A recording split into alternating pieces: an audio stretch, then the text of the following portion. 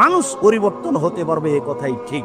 ও খুব খারাপ। ও এক পর্যায়ে বলছে একা একাই যে পাপ তো বন্ধ করতে পারলাম না, কোন রকমে জেলে চলে গেলে হয়, তাহলে আর নেশা হবে।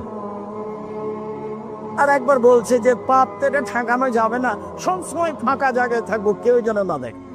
ও মনে মনে বলছে, তার মানে খুব চেষ্টা করে কিন্তু নিজেকে টিকিয়ে রাখতে পারে না। অভ্যাস খুব খারাপ জিনিস, যার কারণে মানুষে বলে অভ্যাসের দাস। এরপরেও যেটা বলছি যে এই বলে আপনি নিরাশা হবেন না, নিরাশা হয় কাফের। নিরাশা কে হয়? কাফের। যারা সালাত আদায় করে ও কাফের নয়। আপনি কাফের নন। পৃথিবীর কোন যুবতী যারা আল্লাহকে বিশ্বাস করে, যারা নবীকে বিশ্বাস করে, সে যেন তার পাপের কারণে নিজেকে কাফের মনে না করে।